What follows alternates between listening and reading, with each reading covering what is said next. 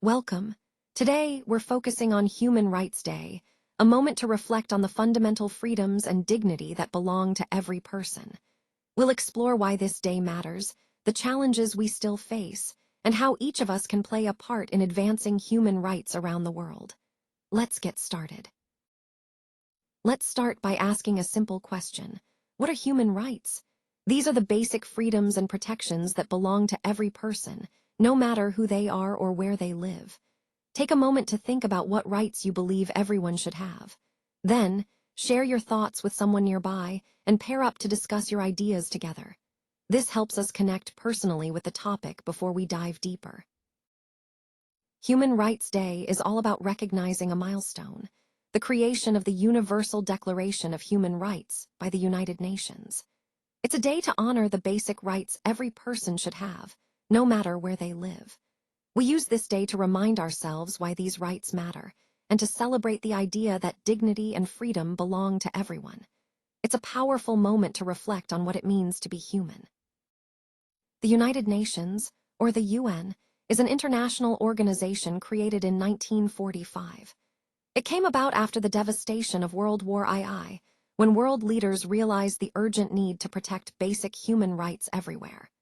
The UN started with 51 member states, including key founders like the United States, Great Britain, and the Soviet Union. Its founding conference took place in San Francisco, marking the beginning of a new effort to promote peace and cooperation worldwide. The United Nations brings together leaders from nearly every country on Earth, 193 members in total. Its mission is clear: to promote peace, security, and human rights across the globe. The UN's headquarters is right in New York City, serving as a hub for international cooperation.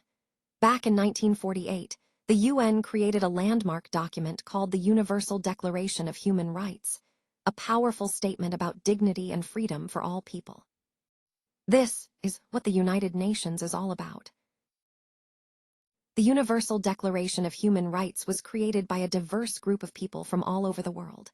Eleanor Roosevelt led the committee, bringing together voices from many cultures and legal traditions. Notable members included René Cassin from France, Charles Malik from Lebanon, Peng Chun Chang from China, and John Humphrey from Canada. They worked through many discussions to make sure the declaration truly represented everyone. This document sets out 30 fundamental rights that belong to every person, everywhere.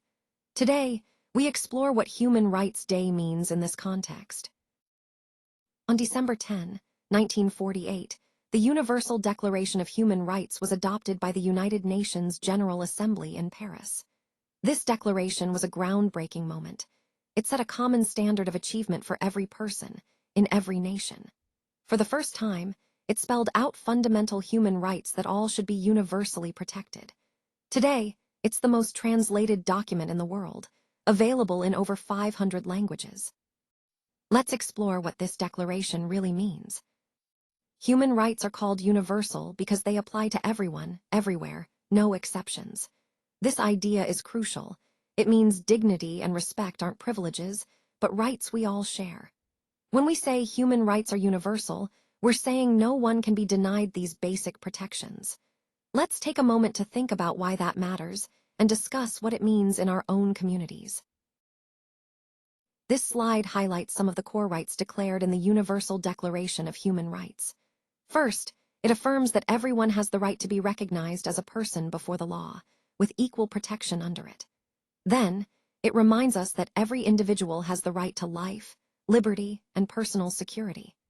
Finally, it stresses that all human beings are born free and equal in dignity and rights, entitled to these freedoms without discrimination of any kind. These principles form the foundation of universal human dignity. This slide highlights some of the core freedoms the Universal Declaration of Human Rights guarantees. First, it affirms that everyone has the right to freedom of thought, conscience, and religion, a fundamental space to believe and express without fear. Then, it reminds us that work and education are also rights. Everyone should have access to fair working conditions and the chance to learn. These rights form the foundation of dignity and opportunity for all. As students, we have a unique role in supporting human rights.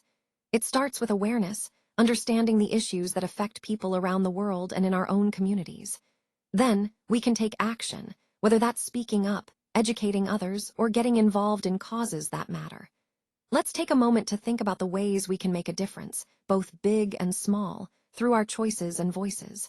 What steps can we take together? Human Rights Day falls on December 10th every year, observed worldwide.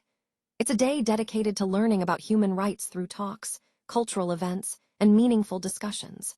Each year, the United Nations chooses a theme to guide these activities, giving us a focus to reflect on.